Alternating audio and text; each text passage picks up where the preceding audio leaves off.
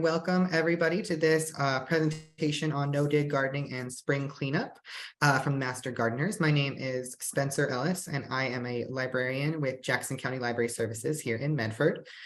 Just really quick, I want to share our land acknowledgement, and then I'm going to be turning it over to Janine. So, Jackson County Library Services acknowledges that its libraries are located within the traditional lands of the Cow Creek Band of the Umpqua Tribe of Indians and the Modoc Nation, as well as the Shasta, Takelma, and Lotgawa people, whose descendants are now identified as members of the Confederated Tribes of Siletz Indians and the Confederated Tribes of Grand Ronde. We take this moment to recognize the Indigenous people whose traditional lands are where residents of Jackson County live today. JCLS is committed to fostering understanding, deep respect, and honor for Indigenous people, and we encourage you to learn more about the land you reside in. For more information, go to jcls.org/land. And with that, I just have to say that the views and opinions expressed in this program are those of the presenter and do not necessarily reflect the official policy or position of Jackson County Library Services. So I'm going to go ahead and mute myself and turn it over to Janine. Whenever you're ready, you can share your screen and get started. All righty. So I'd like to welcome you today. I hope that you have some enjoyable beverage to share. Let's pretend we're sitting on a garden bench and kind of perusing what's growing in our yard, and get ready to talk about no-dig lasagna gardening. And at the end, we're going to be going over a few kind of random practical tips that I've encountered along the way that I'd like to share with you. Thanks, Spencer, for letting people know that they can enter their questions on the chat, and I'll take care of those at the end of the presentation. I will confess that if you hear any rattling on my end, it's my notes being turned over. So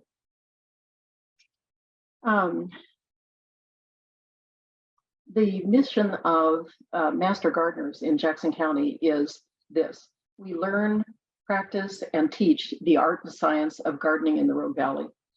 And everything that we do as an organization is planned around that mission.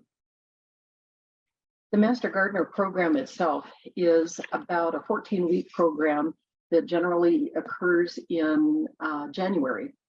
And these classes touch on all aspects of horticulture in the Rogue Valley. However, because I know that there are some folks registered from out of the area, some of the more general points of horticulture or gardening are applicable to any location.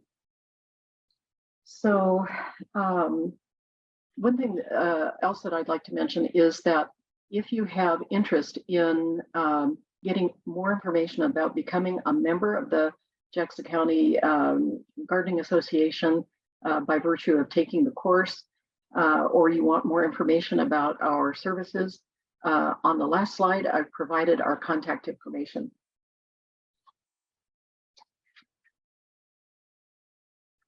So considering our mission, we're focused on education. The list of things that we primarily do as an organization are up there on the screen.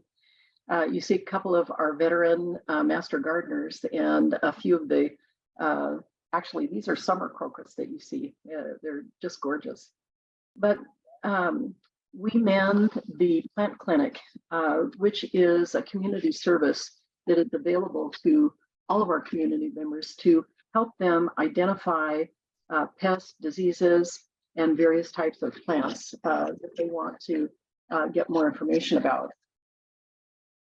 We also propagate and sell native plants, and there's a twofold reason for that.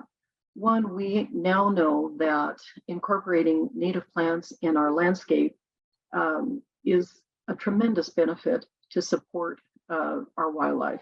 And that, again, goes to any area in the world. Everybody has native plants that they can use in their own zone and their own geographical location. The second part of this is that these funds raised from plant sales are used to support our community outreach activities. We also, as volunteers, maintain 15 demonstration gardens out there on Hanley Road, and that would be the Southern Oregon Research and Extension Center, affectionately referred to as SORAC. And the gardens are open to the public every day of the week, Monday through Friday, 9 to 5, for self-guided tours. If you happen to run across one of the Master Gardeners, feel free to ask questions, get a little bit of a tour. We'd love to see you out there. It's really beneficial wherever you are tuning in from to visit your botanical gardens, your Master Gardener demonstration gardens. Each season, each month has a highlight. You can observe what's blooming, what's about to bloom, what has finished, what perhaps are prime candidates for your own landscape based on what you see. In our gardens, we have a water-wise garden. Like many other places, Medford is suffering from drought, and so we have to learn how to conserve water. We have a rose garden, perennial garden, a variety of very interesting gardens. So we'd love to see you out there. The other thing that we can provide in the community is a speakers bureau. And we have a variety of topics that you can choose from. And if you care to invite us to your group function, we're very happy to appear.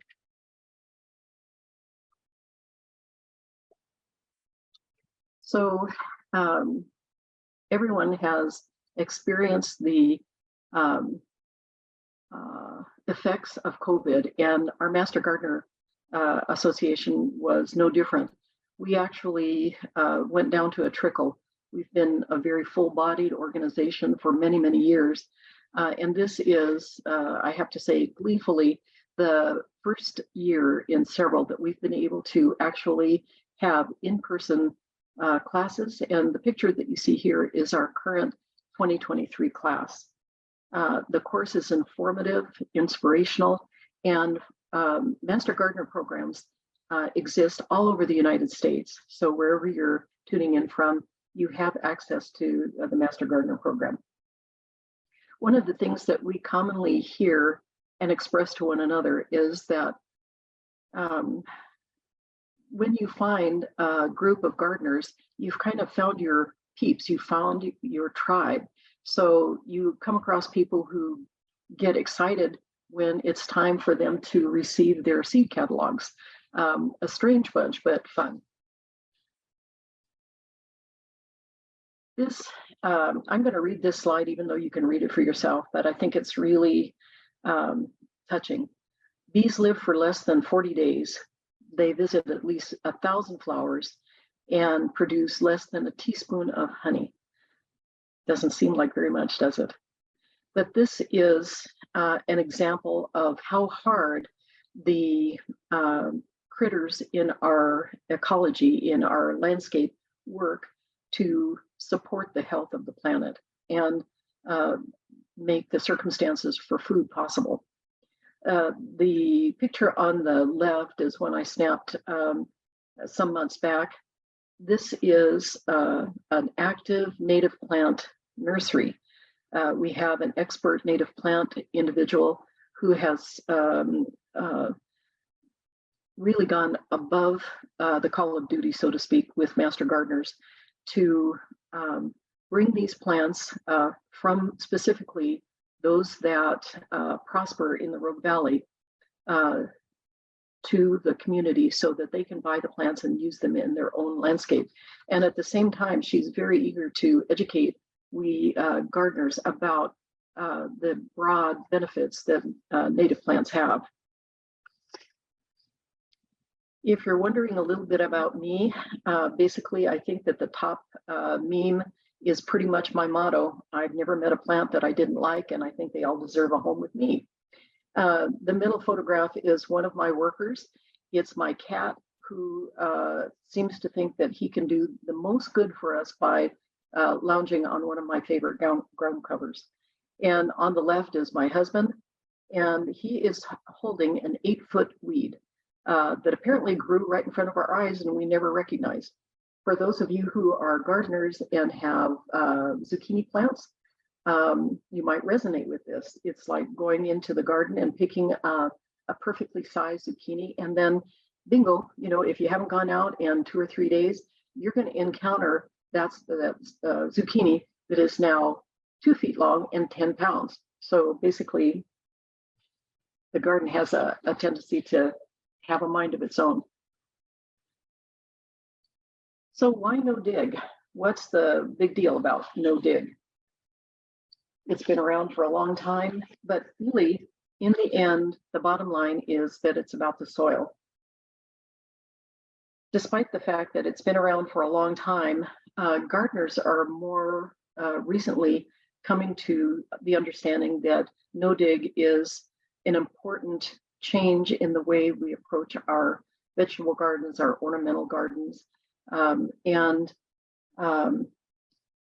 Originally, it might be considered, as mentioned earlier, art. Now, science absolutely supports the benefits of no-dig gardening, not disturbing the soil.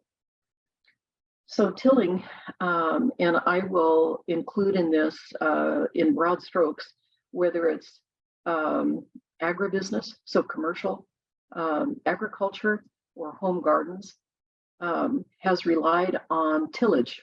So we are big on tilling the soil in order to plant our fruits and vegetables. And on these mammoth farms, you can imagine the scope of this all over the world, actually. The tillage practices are destroying the soils.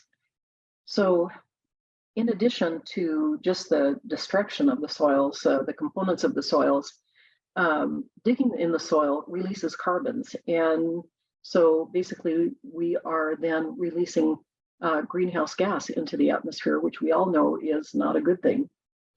Tillage brings dormant weeds to the surface, and those little critters, as soon as they encounter sunshine, wake up and they want to take over the world. So that's not a good thing. Tilling, most importantly, destroys all manner of microorganism. They are not just worms, but tiny critters, bacteria, fungi, protozoa, an amazing plethora of living organisms. And I'm going to ask a favor. If you would just extend your hand out, make a cup of your hand, and imagine that you have some soil in that hand. And, I'm looking at my hand of soil and doesn't look like very much soil. And maybe, I would guess maybe 10 or 20 living organisms in it. Well, try again. There are billions in that bit of soil. There are more living organisms in the soil than there are grains of sand on the earth. That's pretty impressive. Depending on your age, you may remember a time when the garden wisdom was emphatic about recommending double digging your flower beds. And also kind of better living through chemistry. So basically we had a variety of chemicals to protect us from the ravages of pests and diseases. I guess it seemed to work for a while, but not so much really. We know now that the old ways have done considerable damage to the soils, to wildlife, to food supplies, water resources, and our health. By recognizing our absolute interdependence with our environment and adopting eco-friendly practices, we gardeners can improve our little patch of land and contribute to the health of our neighborhoods and our planet. So let's start talking about no dig. It's not necessarily no work, but it means a lot less work. For the several varieties of no dig or lasagna gardening that I'm going to be talking about today, the same processes basically apply. It's a very simple system, and it is one that can be altered to fit your choice in developing your veggie bed or your ornamental bed. So it can be a raised garden, it can be a garden in the earth. It's just no dig with a varying amount of materials. I think it's appropriate to just mention that anytime you start a gardening project, you're going to be incurring expenses of some kind. So you either are making compost, so you have that available, or you're having to buy compost and fertilizers and other inputs to the soil. So essentially, there is expense to this, but it is mitigated if you have some of these things on hand. So I'd like to offer the encouragement that the efforts and expense that you invest in these beds now is going to be contributing, servicing your needs for many years to come. Subsequent to the first year, basically, all you'll need to do is top it up with more organic, high quality compost. The other thing that I think is great about lasagna gardening, no-till gardening, is that you can actually do this anyplace. And I'm sure that you've seen neighbors or others in your area break out the tilling equipment and the shovels, and they start tilling their garden rows in order to be ready to plant. So this is not the case. Basically, you can put a lasagna bed, a no-dig bed, over grass, over weeds, over open ground. I'm going to show you how to prepare the ground to make that possible. The other really wonderful thing is that you can plant these beds immediately. So for someone like myself, who I would consider an impatient gardener, that works really well. This gentleman is Charles Dowding. He's a UK gardener, actually a market gardener, and he's made his living growing his crops in no-till beds. The beds that you see him demonstrating here on the picture are very simple, surprisingly simple. And so we're going to walk through his method. But I would like to tell you that he's been doing this for 30, 35 years. He makes a living as a market gardener. He's been experimenting and then comparing side by side traditional methods of gardening as opposed to the no-dig methods of gardening. He's documented them, filmed them. He has written about them, and he's very well respected. And his practices are not about necessarily a new technique, but kind of the resurrection and acknowledgement of a technique that is in time for our times. So I'm just going to go over briefly what you're looking at here.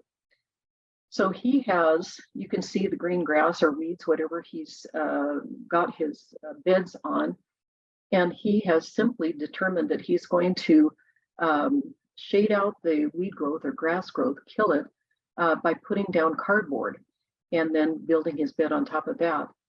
You can use cardboard as long as it's not the shiny variety, like maybe a television would come in, but you want to use your Amazon boxes or the boxes that you get at the market, dull cardboard.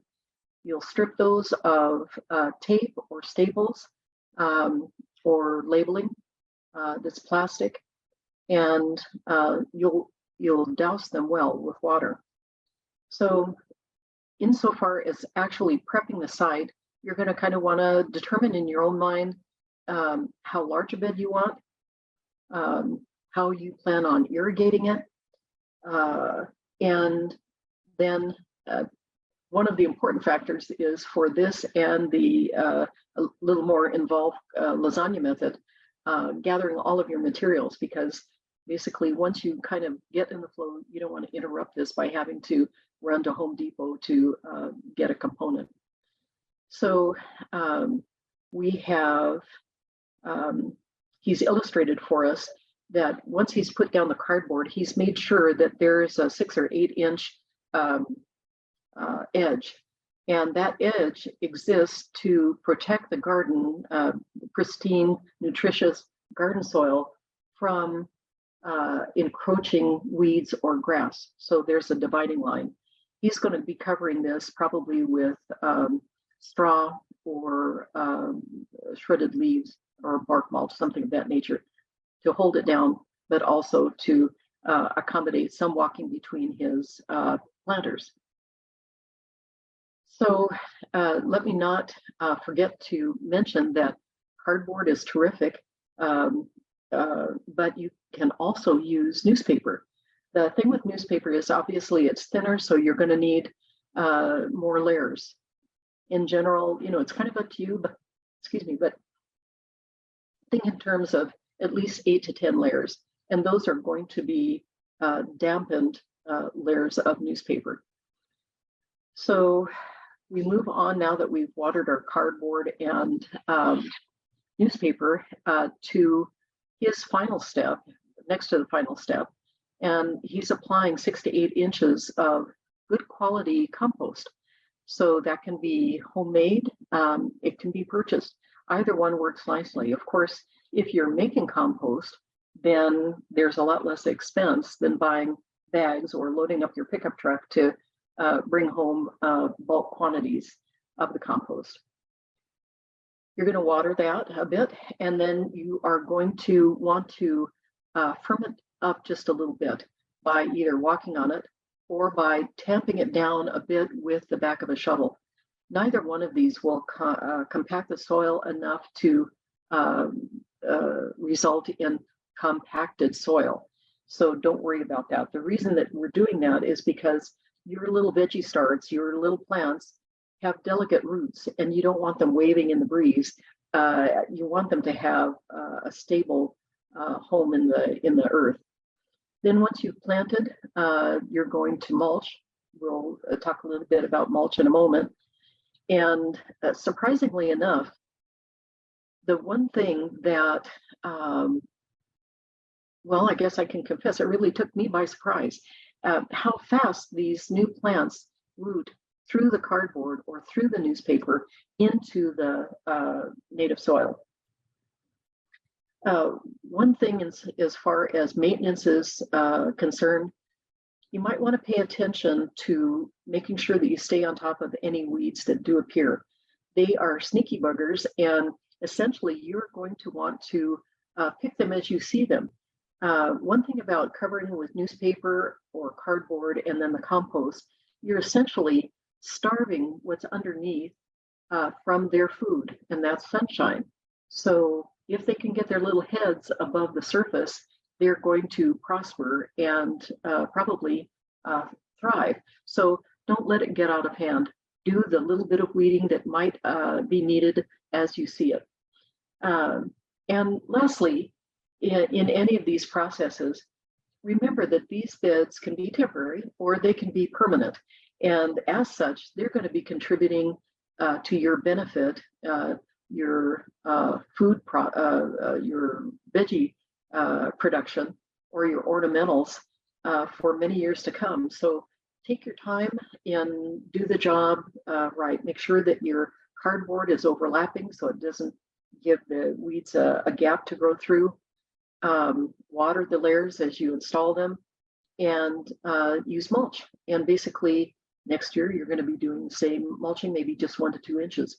So the better you accomplish your task right now, the less you're going to have to do in the future. So we're getting down to where we're talking about a little different no-till gardening. This is referred to as lasagna gardening or sheet composting. And I think that one of the things that is important, again, is just to emphasize that as we go through those things that you can list, that you can use in your lasagna layers, assemble those things ahead of the time that you plan on doing the bed. This is just another no-dig method, but with more layers. So we're building sheet compost, or think of lasagna without the sauce. Lasagna gardening is often used in raised beds. We know how expensive it can be to fill any type of planting container, whether it's a pot, a grow bag, a raised bed, with purchased soil. So the lasagna method gives you the opportunity to kind of grow your own soil, and you may have many of these things on hand.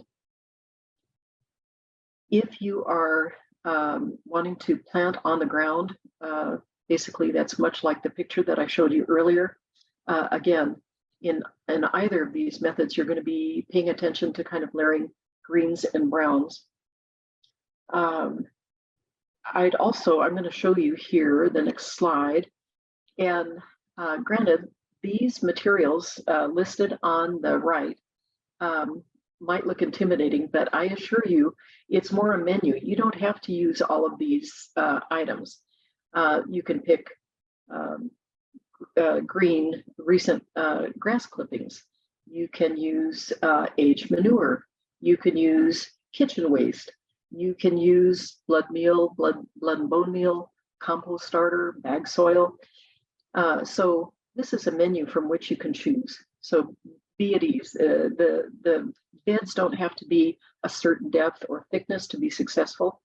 But one thing you see in blue, I've highlighted worm castings. That's probably one of nature's best nutrients for the soil. So just keep that in the back of your mind. If you can purchase worm casting, that comes in bags, even if you don't raise worms on your own. So if you can incorporate worm castings, that's fabulous. I would mention here in Medford, we have access to farms and ranches, and we can ask the owners if we can have some of the straw from the horse stables and that kind of thing that we can let age and then use at a later time. The one component that I would discourage you from using is hay. It's loaded with seeds, and so basically using that as a mulch or an ingredient will potentially introduce seeds that you don't want in your pristine new bed. So this is our effort, our very first effort at lasagna gardening. So in the autumn, the first year, we went around our neighborhood and we picked up all the bag leaves we could find. And the few bags that you see there on the left are just a small portion of what we were fortunate enough to receive. The idea for us was to use natural materials. And you can see the picture on the right. In my hand is what we've run through the shredding unit that you see there in the bottom middle. And it's a perfect mulch, really. It's a 10-to-1 reduction in volume of materials. And the smaller the material that you use in your layers or in mulching, the more quickly it will be digested into the bed. I, until recently, didn't even know a leaf shredder existed, but I know now that you can effectively put your leaves out on the lawn and just mow over them several times until you get the size leaf that you're satisfied with. So it doesn't have to be a high-tech endeavor.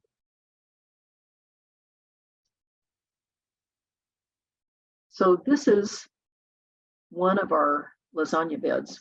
And we've already gone over kind of the basics of how to pick your site and that kind of thing. I think it's worth noting that for us, we have become very sensitive to what benefits wildlife and what doesn't. And grass is ubiquitous. We find it in every new tract. We find it in corporate buildings in some cases. But it essentially has no value in the ecosystem other than to use valuable resources. You've got to water it, you've got to mow it, you have to fertilize it, and basically it does very little good for anyone. Of course, you know, if we have dogs and kids, and in our family, we like to play games on the lawn. You want to preserve some of your lawn, I'm sure. However, our goal in this was to replace as much lawn in our backyard as we could possibly manage. We're eyeing our front yard now, so stay tuned. In this particular case, you see the beginnings of the lasagna process with the cardboard. I might mention, if you are going to site your garden on ground that you think is particularly compacted, you can use a garden fork or a broad fork, which is just a larger version of the same garden fork. You can pierce the earth with that and wiggle it just a tiny bit. You're not going to be turning the soil. You're not going to be digging it up. There's no minor disruption of the soil. But it does provide channels for the nutrient-rich waters that are flowing through the compost above it into the native soil, which encourages more soil life.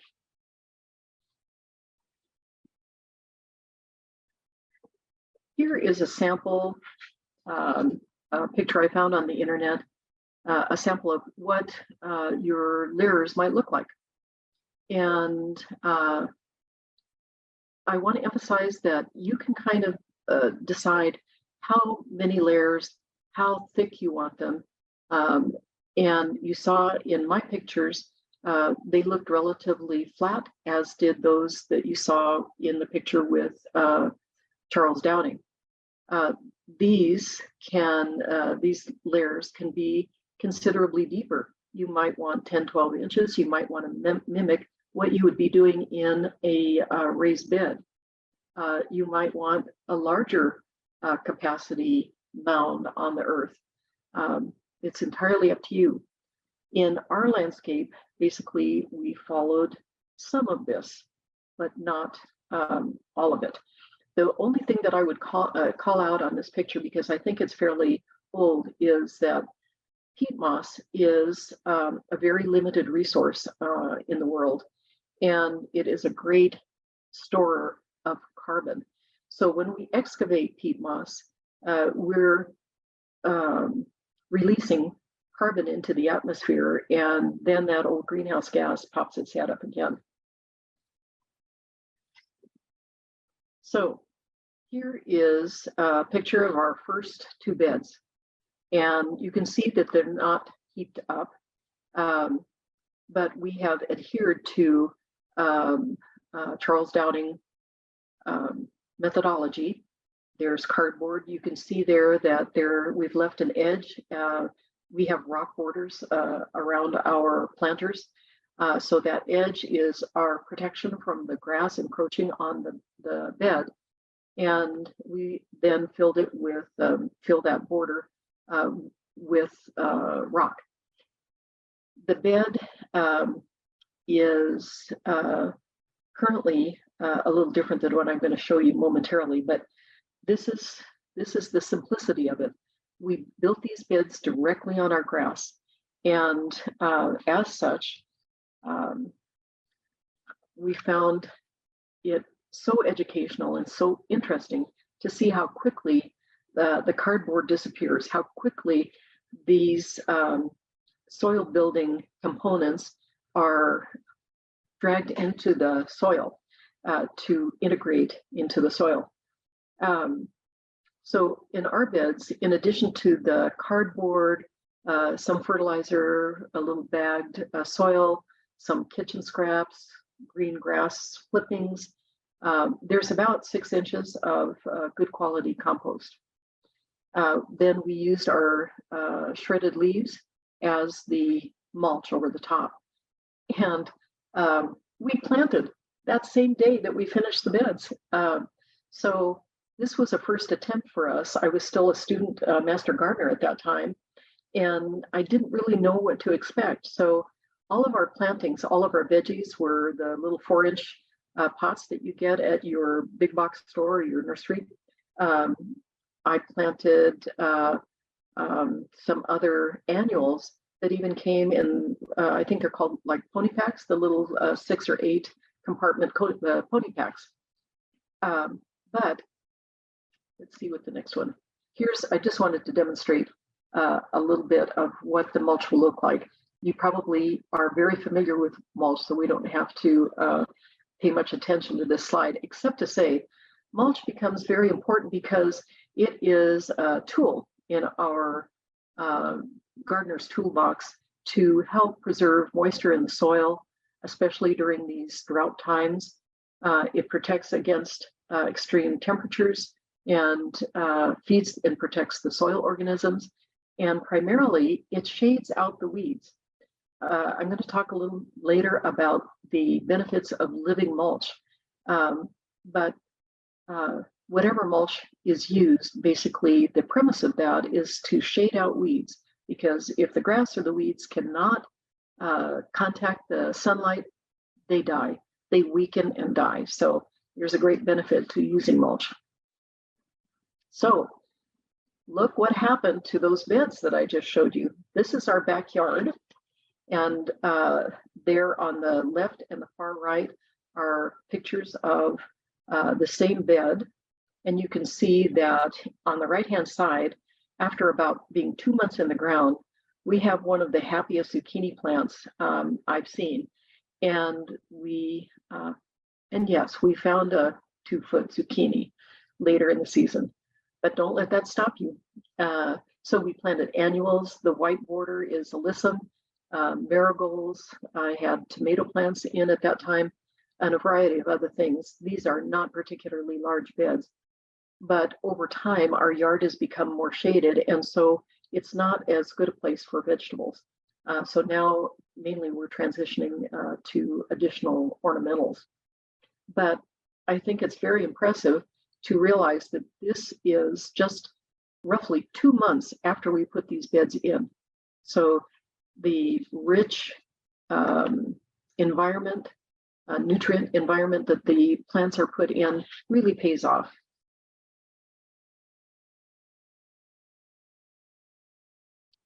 So I am not a vegetable gardener in the main, obviously, and I don't have a lot of experience with raised beds, but I did want to bow to raised beds in that the box that you see in front of you, we built.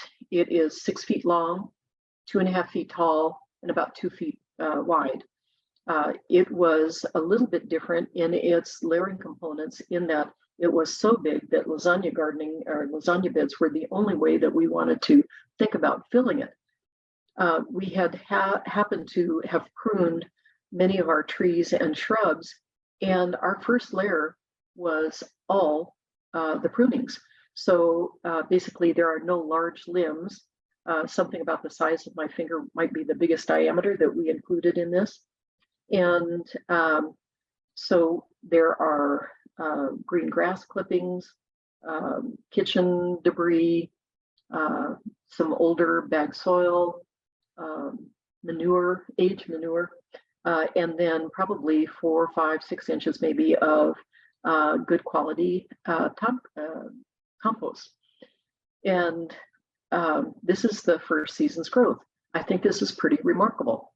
Elephant ear, I don't know if it's a tuber or a bulb, but the elephant ear tuber or bulb is about the size of my 2 fists. So I was uncertain how a bulb would do in that environment because there were so many layers that had not melded together yet. And you can see that this is a very happy plant. Actually, there are 2 of them there. And I was very surprised to see that in our climate, we're in zone 8. They survived the winter. Anyway, it was fun to do this. So this is basically similar to any raised bed that you would contemplate using in your own yard. Here are some samples of raised beds. On the far right, you see the typical raised beds with wood sides. In the center, obviously, is some kind of builder's block. And its base is gravel. And then on the far left, you have the metal sides, kind of like a horse trough. And you can see that they're using the substrate of either cardboard or newspaper. And so one of the beauties of using raised beds is they can be configured to meet any physical requirements you have. If you have a wheelchair in your family, for me, as an example, I'm not so fond anymore of bending over for long periods of time. So a taller raised bed is great for older folks. But whatever physical conditions you need to address, you can adapt a raised bed for most of those. If you put these beds on the ground, obviously it doesn't have to have sides. And then that's where you get into, do you want to mimic a raised bed by virtue of how deep you make your lasagna layers? That is entirely up to you. You can mimic it exactly as you would the depth of a traditional raised bed, as you see on the right. You can make it much deeper if you wish. So these are the most traditional things. And I want to share with you something that caught my attention several years ago. And I grin ear to ear every time I see it. Look at that. This is called a keyhole garden.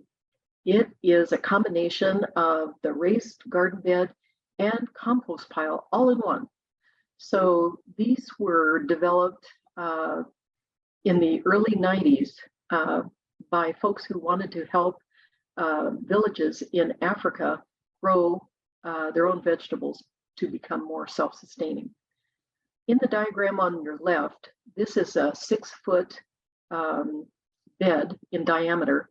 The outer edges of it, as in the picture, can be brick or some type of concrete block. It can be, it could potentially even be fencing material. Whatever it is, just has to be able to support the soil within the bounds of the bed. The beauty of this is that that compost bed resides right smack in the middle of the bed. Over time, you're going to be putting in your kitchen debris, your pieces of broccoli and your artichoke leftovers, nothing cooked, of course. All of this is fresh. Your grass clippings, maybe some more aged manure, some green sand. Again, harkening back to the lasagna elements that we talked about earlier. This can be 6 feet by 1 foot deep, 2 feet deep, taller if you need it. So this makes me smile every time I see it. I don't have a place to try it here at home, but I would love to experiment with it. As you can see in the picture, this particular bed is demonstrating the growth of vegetables, but it could just as well be ornamentals. And again, this type of no-dig gardening can be placed any place. So you're not limited by the ground you have. You might be limited by space, but basically there is no impediment to you growing any place. I just love this idea. So now we're down to kind of the random garden tips. These are things that I have encountered. You as maybe seasoned gardeners are quite aware of these things, but for those of you who are just starting out or in the middle of your gardening journey, although I hasten to add, your gardening journey, your gardening education never ends. So strap in. You're going to be enjoying your gardening experience for many years. So I think one of the best pieces of advice I can give you, and that I need to remember myself, is visit your garden every day.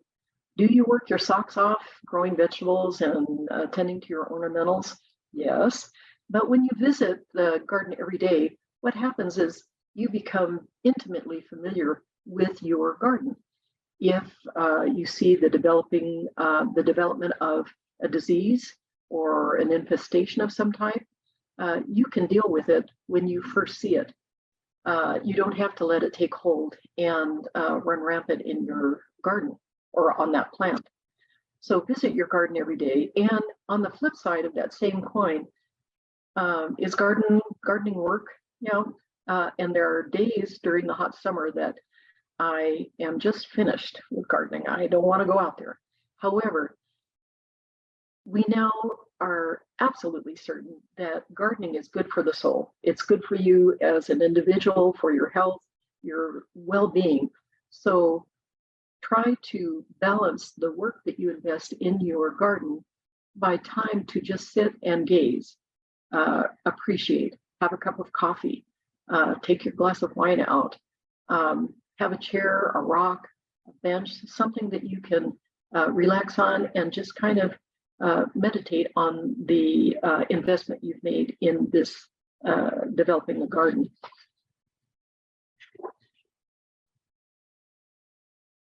So I am so happy that we got together before, maybe before, you are driven to go out in the yard and clean up.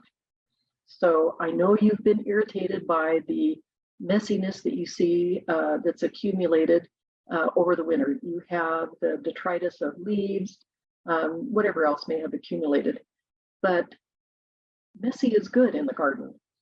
It drives some people crazy. My husband is one of those. He really likes to see things in shipshape order.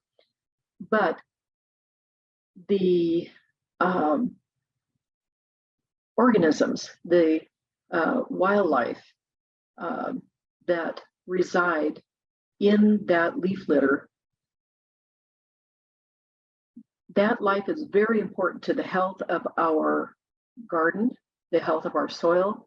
It provides food for birds, frogs, whatever you have in your garden. So being a little messy is not a bad thing at all. And I would encourage you to wait. For those of you who might be outside of the Rogue Valley, depending on when your last frost date is, you can look that up, by the way, online.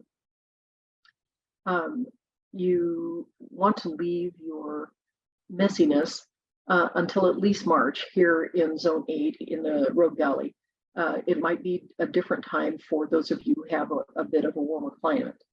But again, it's feeding the soil, let the critters wake up and do their work, and then move on. And then it's safe for you to clean up the spring mess. I wanted to just mention that, you know, when we're in the spring cleanup mode, many of us are going to be pruning our trees and shrubs.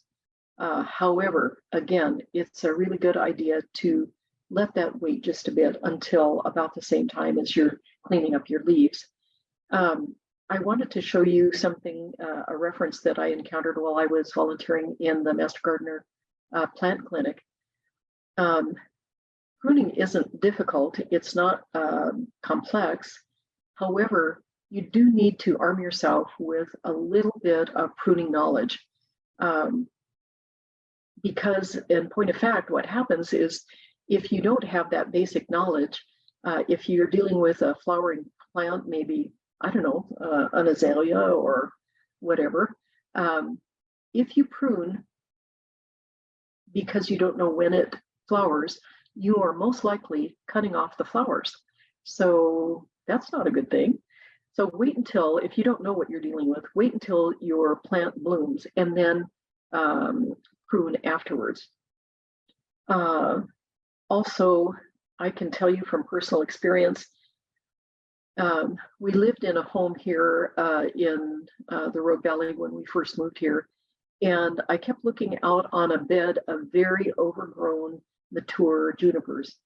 And I woke up one day and I thought, I've had enough. I'm going to go out there and prune those babies.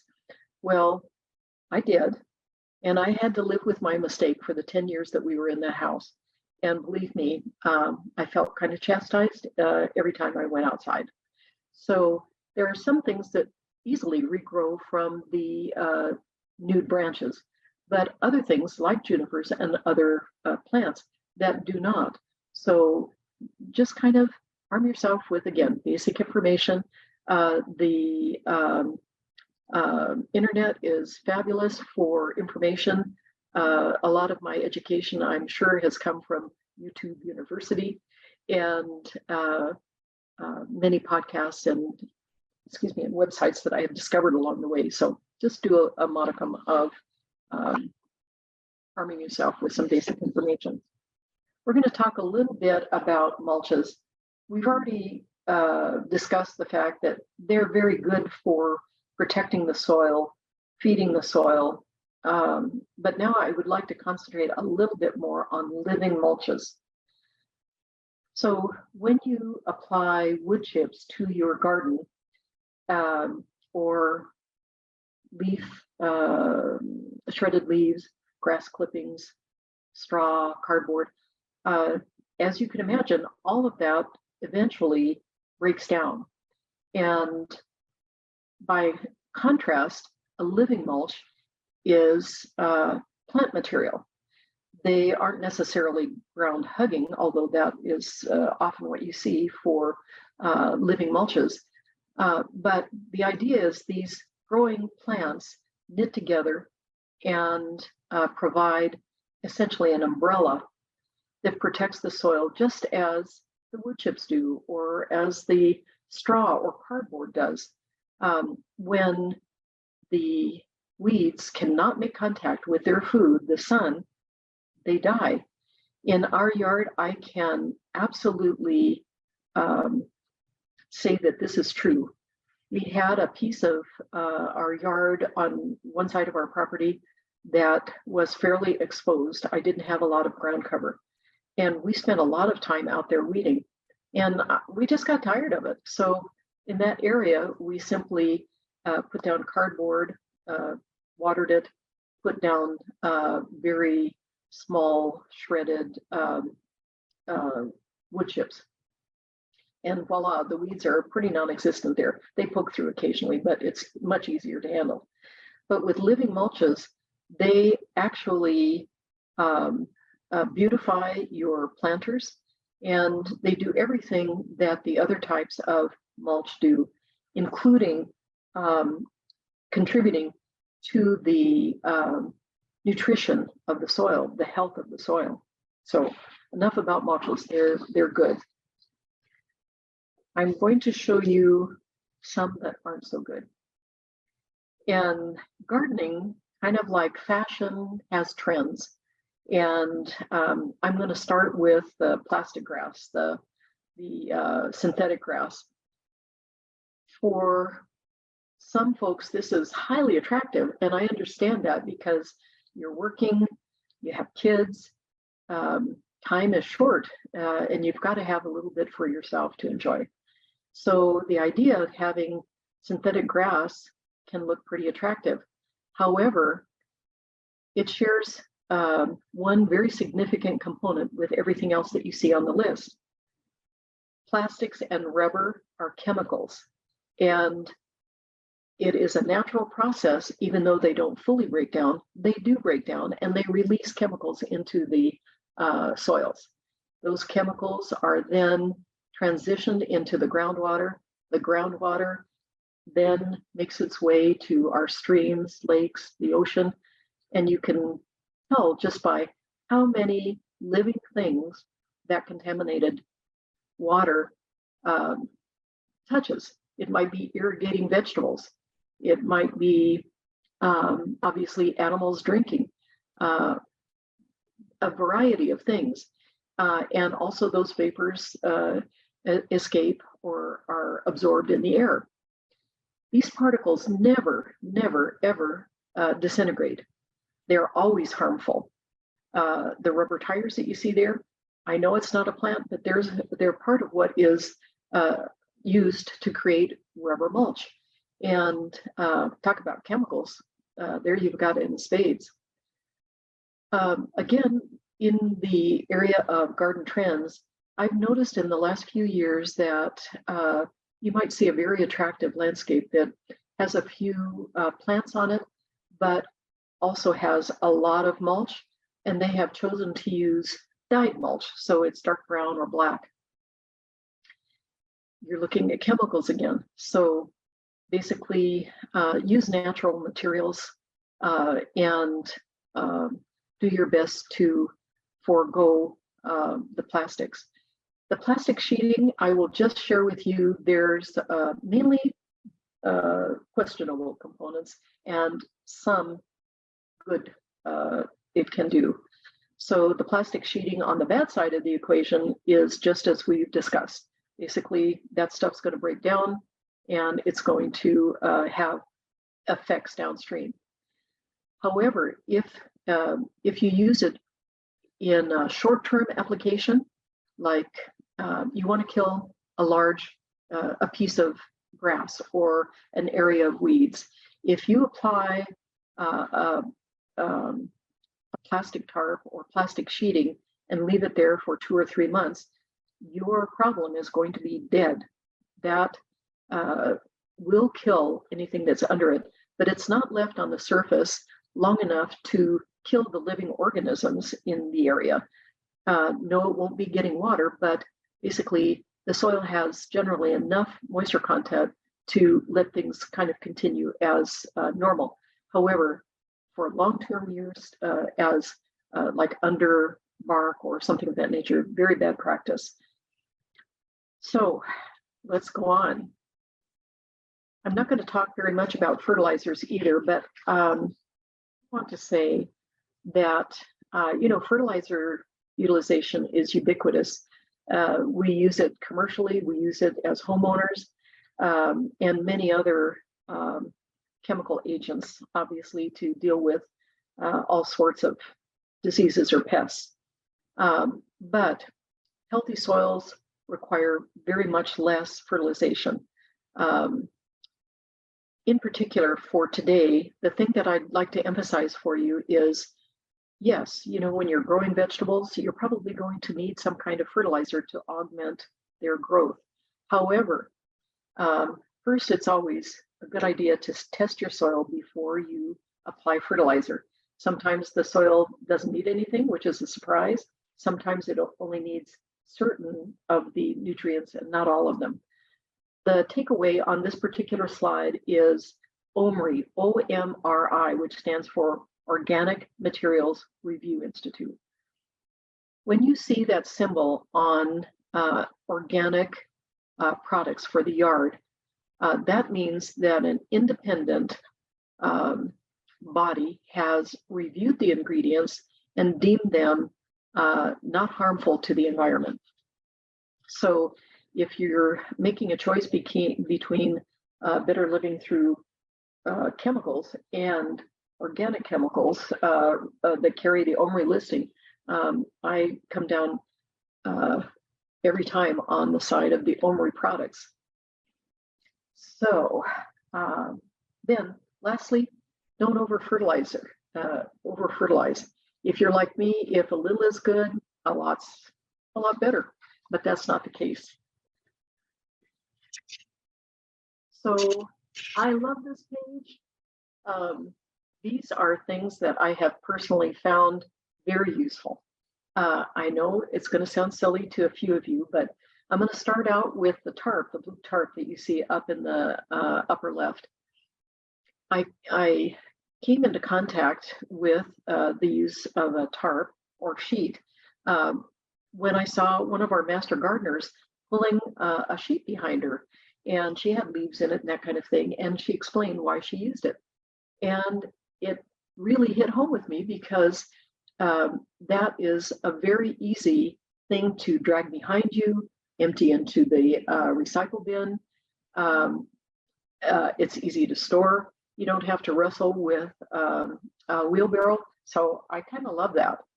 The next thing that I think is just brilliant is the garden auger. So let me put it this way. You want to plant 50, 100 bulbs.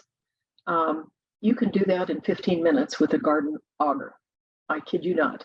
So instead of digging the soil for each individual hole, measuring that you're 6 inches down or 4 inches down, this zips right through the soil, and boom, you've got a hole that's specifically sized for a bulb.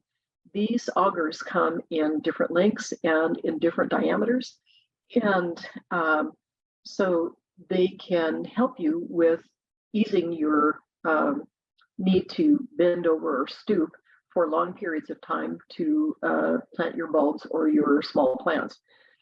These augers also are good for your garden, your nursery pots. So you have a 6 or an 8-inch pot, you just make multiple drill holes with this. It loosens the soil, and then it's very easy to extract. When you use a shovel to dig, you're going to be disrupting, probably in a more violent manner. This kind of sifts through the soil. The one caveat that I would share with you is that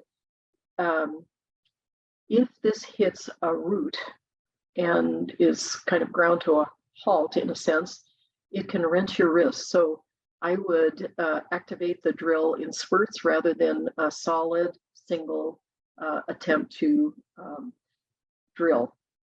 But it's fabulous, absolutely fabulous. And this is attached to a cordless drill. So it's rechargeable. You can take it any place in your garden. Anyway, the garden auger is fabulous. I'd also like to just mention that water being such a precious resource, that whether you determine to hand water, if you already have an irrigation system, with the main part being in your garage and you have different sections, you're best served by being able to control the water. I learned this kind of the hard way, and I say that I'm not proud of it. It's kind of embarrassing. I set the water out in an area of our landscape, and I don't know where my mind went, but I had water on for probably 8 hours.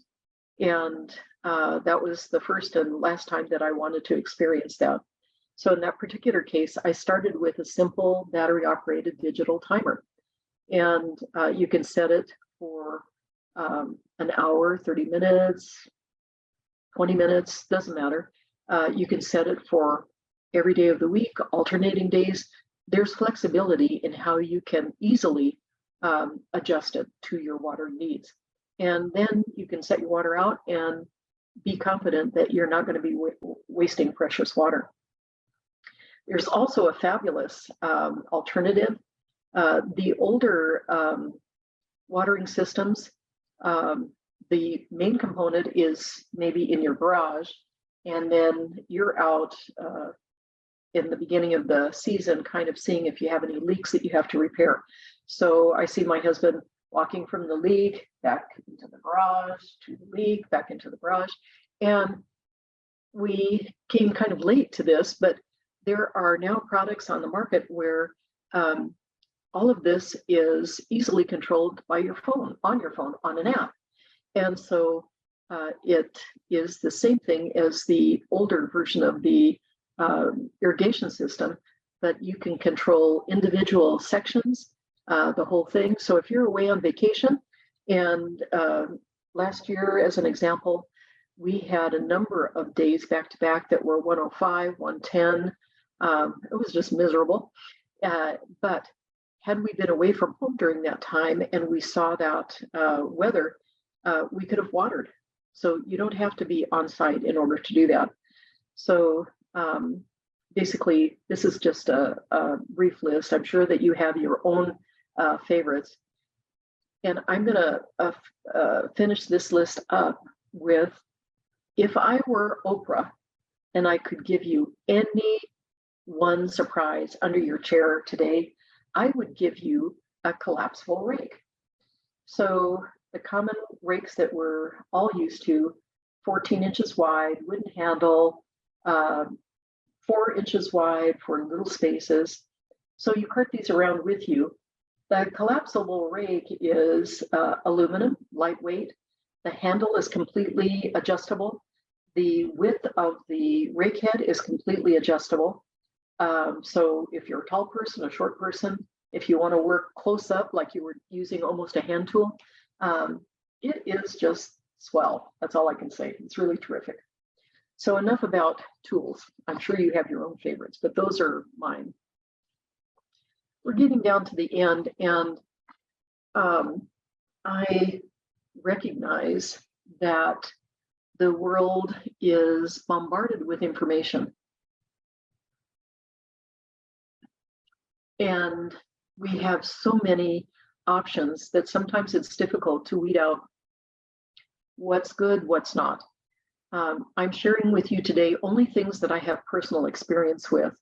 And although this is just a tiny, tiny sample of a few things that I'd like to share with you, these are books that I have come across, or in this lower left picture, online source. But these books inspire, they teach.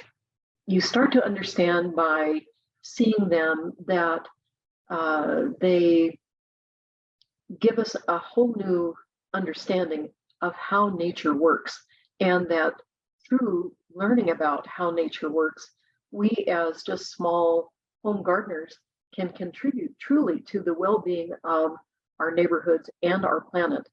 Doug Ptolemy is an American icon and frontrunner in encouraging, teaching about using our home gardens, our home landscape, to contribute to the well-being of wildlife in our area.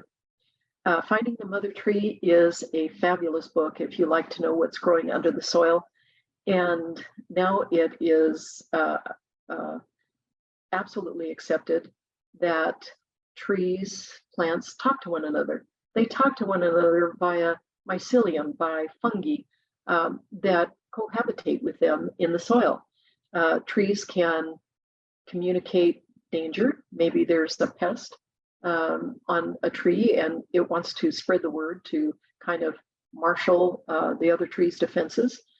They can share nutrients. They can share some moisture. It's quite miraculous. In any event, this is just scratching a tiny, tiny surface. This is just, again, a tiny, tiny example of some of the things that are available. I particularly want to call out two gardeners that have been quite inspirational to me. On the bottom is Monty Don, who is, again, a UK gardener, but he is charming, he is knowledgeable, he is practical, and he's been in gardening for 35, 40 years at this point, besides which I love his dog, and truly inspirational. Joe Lample is an American gardener, and he also has 30 plus years of gardening experience, and he interviews other gardeners on a variety of topics.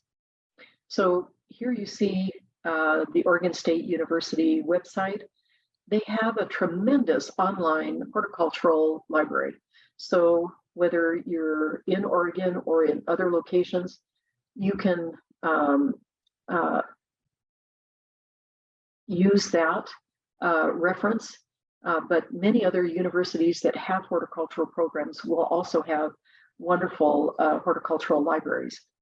I put in the Master Gardener website so that you are able to contact us if you want information about the Master Gardener program, if you might be interested in obtaining a speaker for your organization, or want some information about the plant clinic, etc. The Master Gardeners have compiled two great handbooks or guides. One is for year-round, month-to-month planting advice about when, how and when to plant your veggies, when to start them, when to plant them. The second one is for ornamental trees and shrubs, also a vital handbook for the Rogue Valley specifically. For those of you in other locales, Master Gardeners have locations all over the United States, and many of those programs have very similar materials. Of course, now with Google, you can almost find anything you want online. The podcasts that I've listed down at the bottom, those are, again, Monty Don and Joe Lample. The other one is another very reliable source of information, Margaret Roach. She has a wonderful podcast called A Way to Garden. Then in ending at on this topic, aside from the myriad of resources that are available, just apply the same wisdom you'd use in other internet searches. For gardening, you want more science-based information. So you might prioritize information from websites that end with .edu or .org. So those would be the most consistently reliable websites. Oops, I don't know what I did. So we're kind of at the end of our presentation, and through all of this, regardless of what methods we use to garden, the one thing that I have come to understand, and I hope that I have inspired you a little to make your own journey to understand, is by building healthy soil, the plants thrive. And by building a healthy ecosystem, humans thrive. So there is no separation between what we do in the ecosystem and how our well-being is affected. So I particularly like the little owl. This speaks to my heart, truly. So there we are. So I invite questions. And if you have a question that I cannot answer, if you want to leave contact information, I'll get the information to you, and we'll gladly pass that on to you. And I can't see, let me look at the chat. I can read them to you. Oh, fabulous. Thank you, Spencer. Yeah. So Alex asked, for people that don't generate enough compost, for example, just kitchen scraps, I've heard it's more efficient to directly bury the scraps 10 inches deep in the garden bed rather than trying to generate compost. Is this true? I have heard that from a number of gardeners just recently, as a matter of fact. So the one thing that I would say most definitely about kitchen scraps, some of the advice that's on the internet and floating around says, well, throw that in your blender, add some water to it, and then bury it. Well, essentially, when you have soggy, wet food scraps in the earth, basically that's going to emit a carbon residual. So that particular methodology is not so good.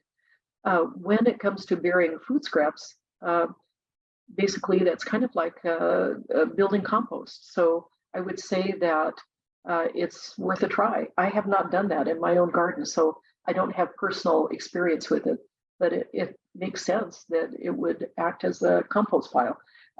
But make sure that it does not, it's not soggy. Don't put it in your blender and add water to it and then add it to your soil. Does that answer the question? I think it did, yeah. Alex, if that did not answer your question fully, feel free to follow up. That's great. Yeah, thank you. Oh, perfect. Okay. And then Lauren asked, do you have any recommendations for living mulch plants that do well in Jackson County with low to mid sun conditions? I tried using alyssum as living mulch last year in my raised bed, but they didn't grow or flower much due to too little sun, I believe. So I would refer you, yes, there are a number of plants that thrive in lower light conditions. I would strongly recommend that you go to the local nursery Shooting Star and ask for assistance there with choosing plants. Basically, for instance, you could go online and Google low light ground cover as an example, and that would give you an idea of what things might thrive in your situation. But getting expert advice about especially plants that support local or native species, a place like Shooting Star is really an excellent resource.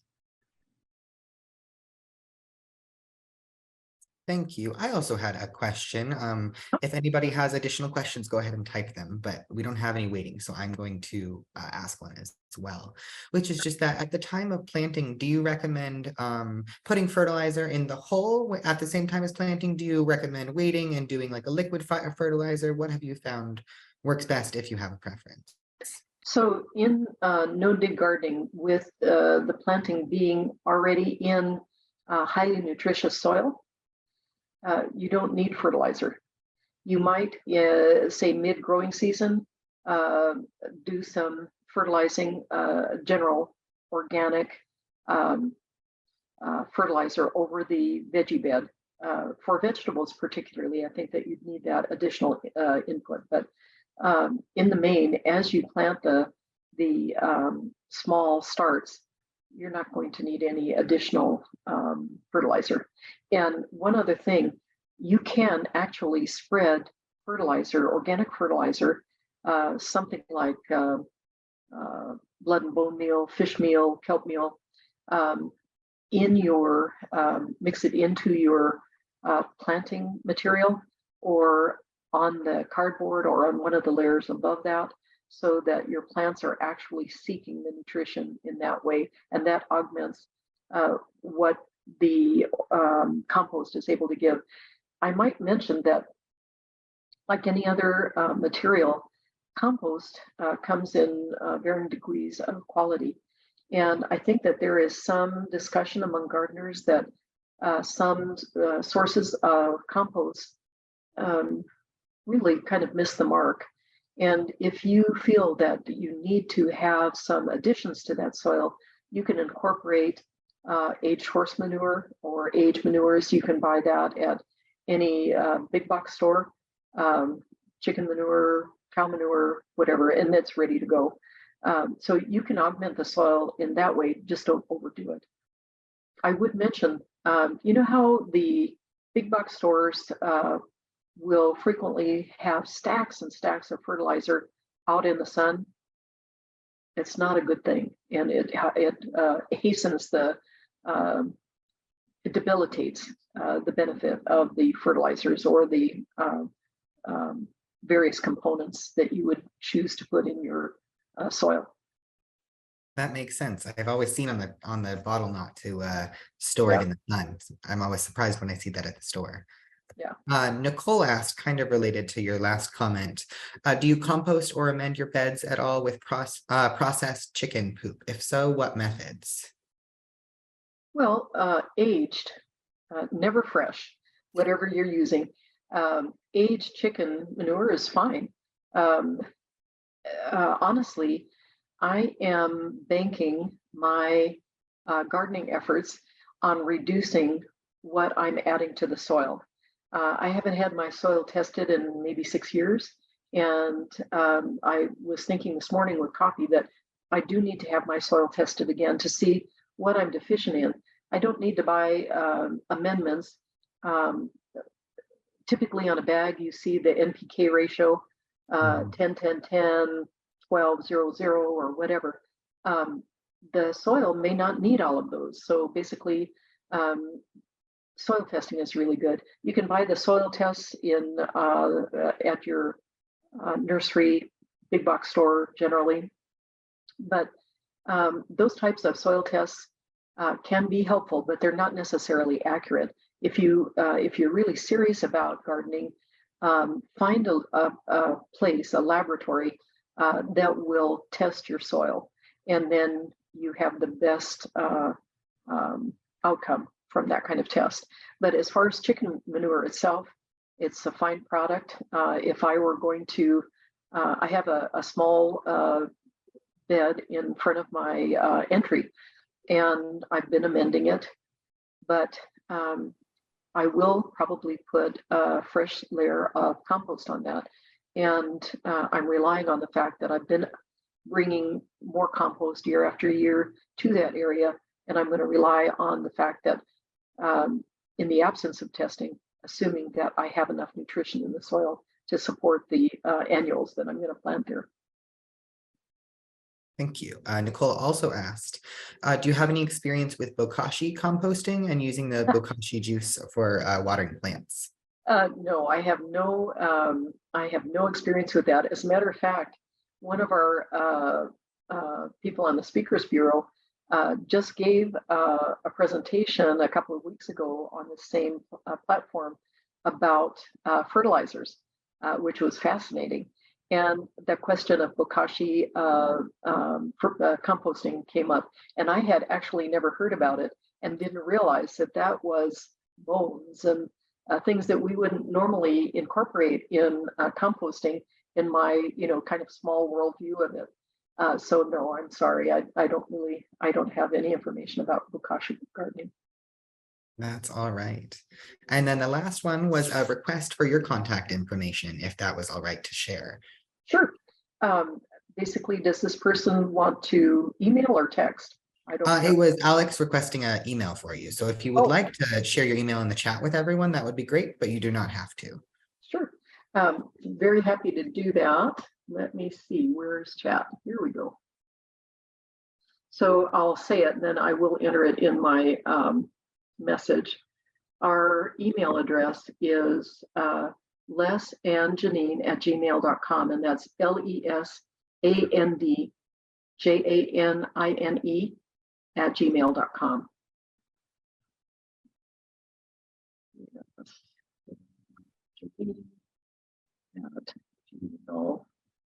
Gmail.com. Oh, and I even spelled it right. Okay.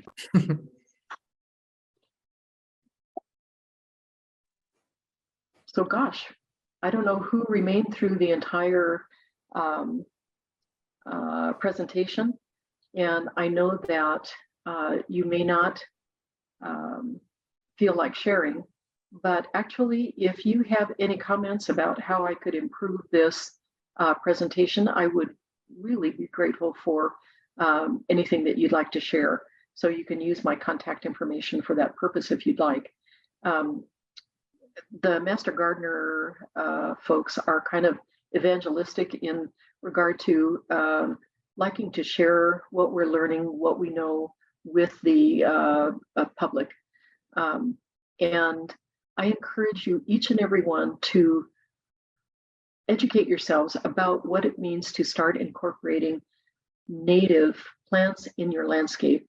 They're not necessarily all grasses. They can be beautiful, and it doesn't have to be, you don't have to organize your landscape just with native plants.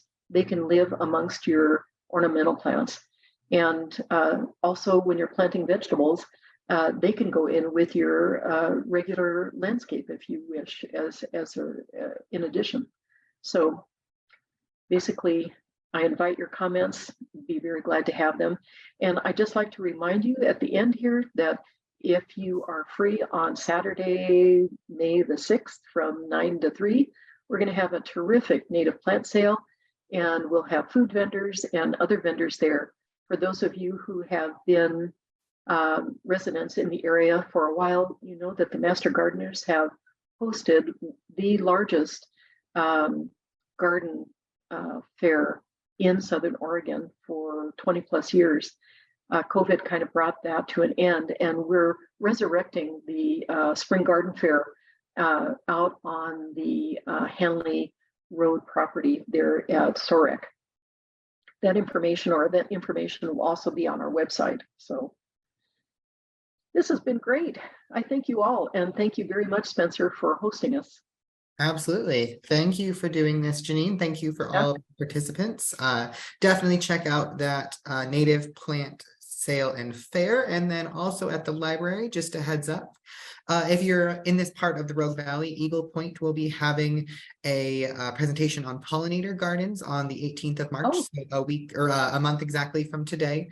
And then the Medford Library will be having some in-person monthly programs on gardening at the last Friday of the month for March, April, and May as well. So keep an eye out for those upcoming.